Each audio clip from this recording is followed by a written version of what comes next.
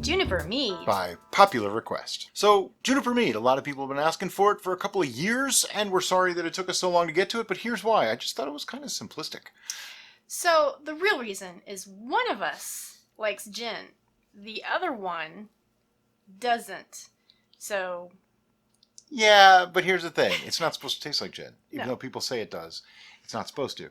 So we went back and forth with several different ways to complicate this and make it even more, rather than just a simple thing. And we thought, let's just, I thought, because I came up with it. She made me change a couple things.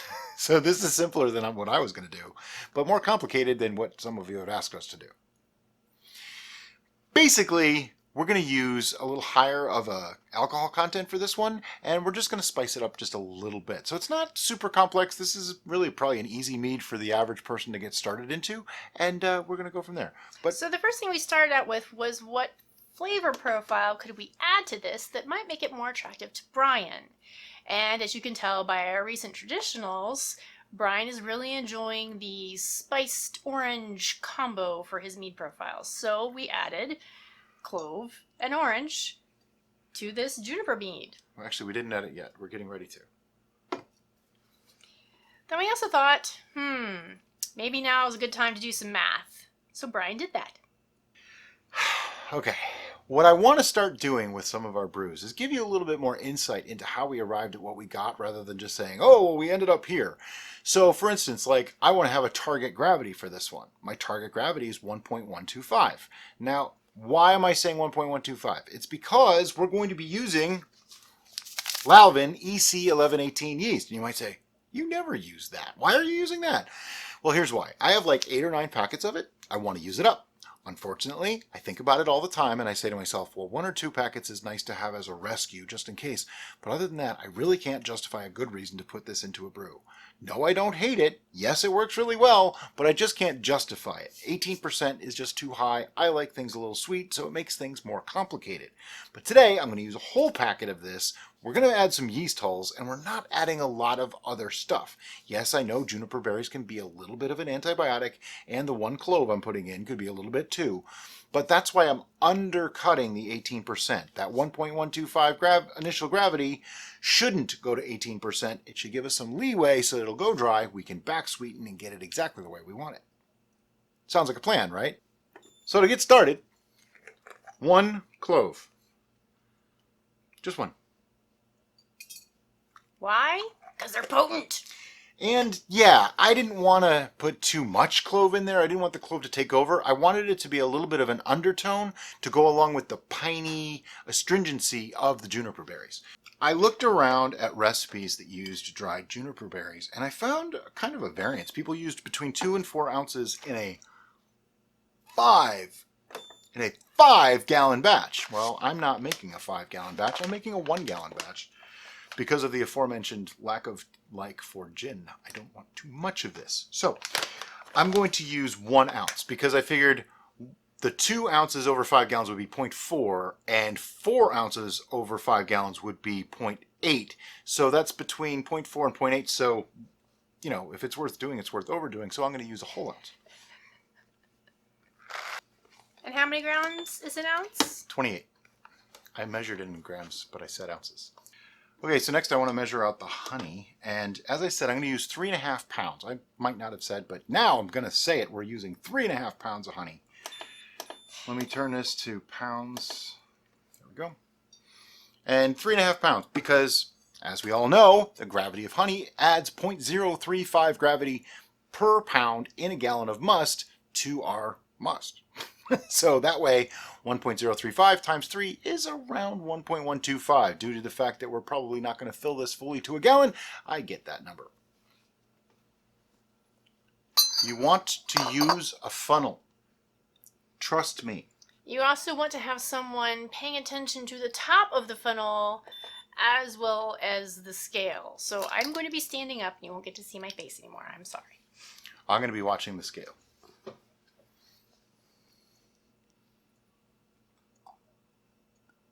Instead of slow as molasses, they need to say slow as honey. This stuff is thick. We also didn't preheat it. It was a whole container of it and we didn't preheat. All right, so now that we have the honey in there, we also have a lot of honey clinging to the funnel. So to kind of wash that out, we have some semi-warm water. I wouldn't even say this is hot in any way. Maybe 90 degrees, you know, high 80s possibly. And we're going to pour that in, and I'm trying to rinse out that funnel as I go, but I also only want to fill this up roughly halfway at this point. And yeah, I did a pretty darn good job getting the honey off of there. So there we go.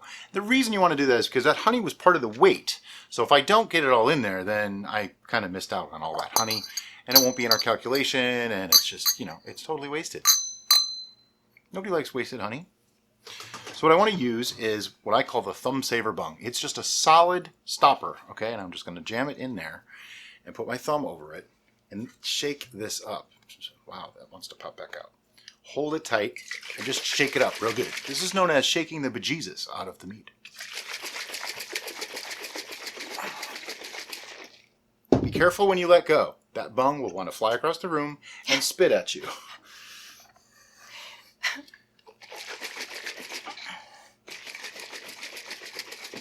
Now what we're doing is adding some oxygen. Just like we always do, any beginning ferment, you want to add oxygen. It helps the colony build so that it can properly ferment your mead. So we're not only mixing the honey in, we're actually adding oxygen too, if that makes any sense. And when you think you're done, go 2 more minutes. All right, that's shaken up enough for anybody. See, it wants to spit at you. It just builds up pressure in there. So at this point, now I can add the rest of our ingredients, which means our 1 ounce of juniper berries. Got to be a little bit bigger. I can't see. Okay, now that we got those in there, I'm just going to give that a quick mix around. What you didn't see off camera earlier was when I tried to crush those juniper berries. They're dried, but they're not really hard, so they don't really crush really well, and ours aren't going to be crushed. I am okay with that. I used more than most people, therefore, extraction. It's a thing. So at this point, get that out of the way, get that out of the way. All that's left is this guy. This is an orange, not to be confused with a lemon like I usually call them. I don't know why I did that. It was just the weirdest thing. If you don't know what I'm talking about, watch our last video. And I'm just going to zest this lemon. Zest is just literally those little pieces there. I'm just going to let them fall on the table because I don't have any place to put them. And I'm just going to take the zest from that lemon. I don't want pith. I just want basically the peel in little tiny strands. It is the most flavorful part. And right now, the whole room smells like oranges to me. Because as he's zesting it, it's releasing. Oh yeah, it's flying all over the place. Releasing the essential oils, making this lovely mist. I wish I could have captured some of those. Yeah.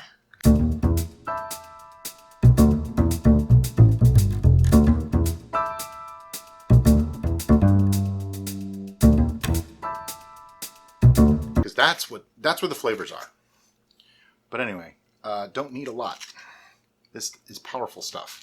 I don't want an overwhelming orange flavor in this mead. So I'm going to call that enough. Okay, now that I got all this stuff, I'm just going to throw all this in here. Before anybody freaks out about sanitization, let me explain. Everything here, like all these rubber mats and stuff, we're all sanitized, so it's good. My hands have been in and out of sanitizer liquid. Don't even worry about it. And it's really hard to mess up a mead, guys. I mean, we talk about sanitization because it is something to be aware of, but this isn't beer. Beer, it's actually pretty easy to get an infection because of the low ABV. Mead, it's a lot harder. We're dealing with honey. Honey is an antibacterial in the first place. Granted, it's diluted, but still. Can you wash your hands? I need to wash my hands. So before I go much further, I want to fill this the rest of the way with water and let's get a hydrometer reading before I add the yeast. So I'm just going to pour some of this right in. Do I have a funnel, please? I could pour it, probably. I got a funnel.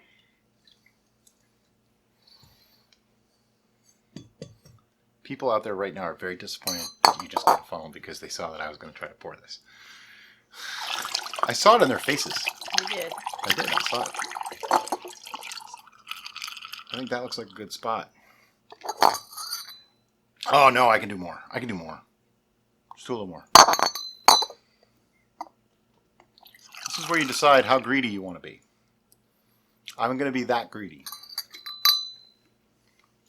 What I mean by that is, I went to about here on the fermenter, which is pretty much a gallon in this fermenter.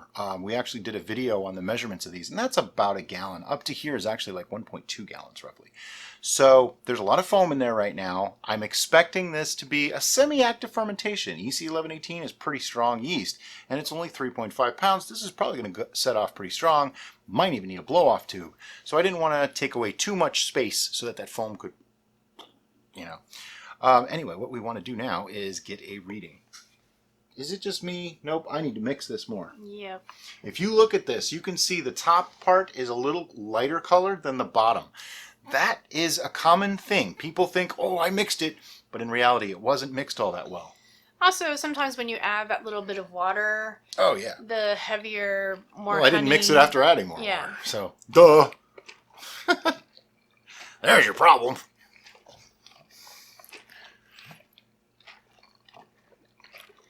Now, the reason why I like to mix it when it's only half full, it's so much easier. Not just because of weight, because there's not enough to chug around in there. So having it only half full makes it so much easier. But now I think we're good.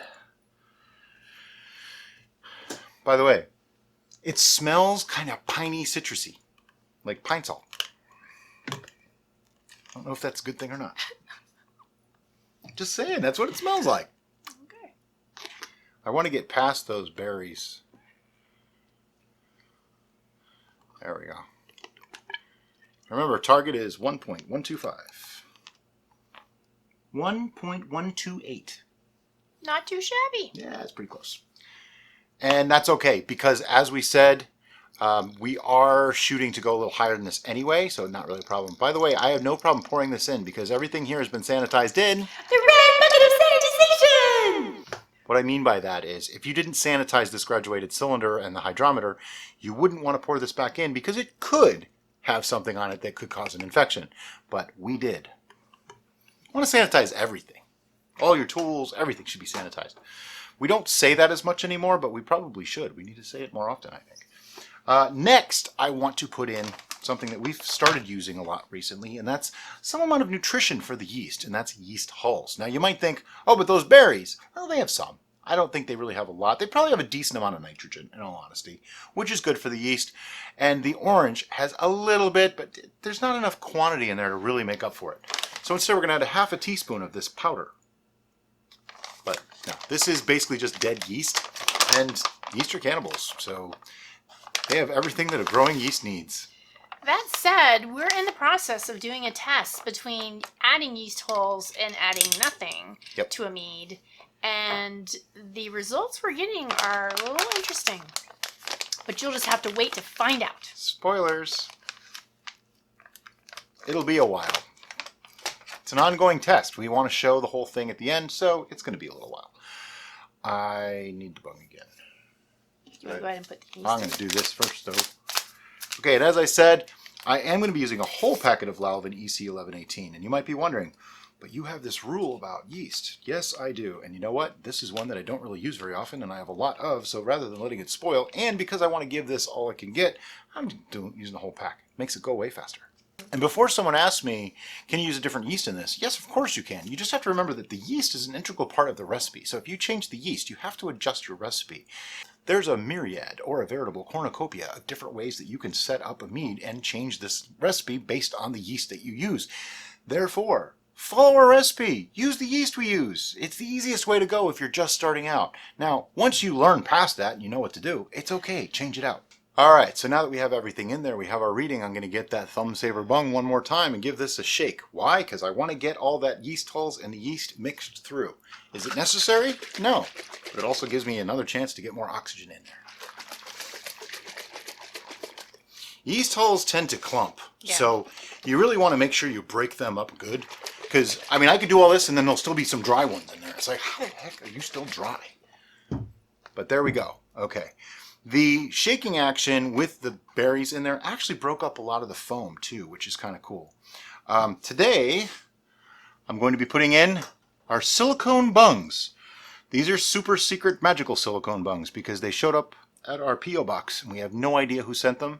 So if you want to take credit for sending us these bungs, thank you! Because we have no idea who sent them. You might be wondering why a silicone bung as opposed to the rubber ones. I believe it's because silicone sticks a little bit better. It doesn't slide out. We've had that issue where the bung is the wrong size, or that kind of thing, or it's a little wet and it'll slip out. Now you want to be careful, because if you just start wiping the edges of stuff, you can possibly get an infection in there if you had something on it. But anyway, here we go. Airlock. Sometimes that pushes the bung further in, so be careful. Airlock in. Okay, so what's going to happen with this now? It's going to sit! And you're going to see next in a couple hours to a couple of days as this gets started.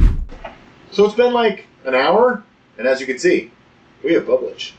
That's a good sign. It just means that it's got started already and it's going to be a healthy fermentation. Let me give you a little bit of a closer look. So there's the airlock, as you can clearly see. You see? It's bubbling. It's like one every couple of seconds. No big deal. I mean, we don't like to count bubbles or anything, but knowing that that's already going really does tell you that it's working already. If you move down here, you can see that the foam that we used to think was just from oxygenating it, I believe that is actually the beginning of fermentation. Yeah, that's a Croissant forming, without a doubt. If we take a look inside, you can sort of see me holding the camera. It's not a lot of activity inside yet. Some of them show like the geysers and the lava lamp flows and stuff like that. Yeah, we don't this have one really that, doesn't do that yet, but I'm thinking in the next couple of days we will start seeing some internal movement. Yeah. So basically, we have an active, healthy ferment so far. So this is going to sit now, and it's probably going to sit for a few weeks. What I like to look for is when it shows like equal pressure. It doesn't look like there's a positive pressure in there, and that's after a little bit of shaking, things like that. We know it's probably slowing down to the point where it's probably not fermenting anymore. Then I'll take a check. Wait a week, take another check. And that's when we decide to rack. Check if it needs anything else at that point. Are we going to back sweeten? Are we going to flavor it?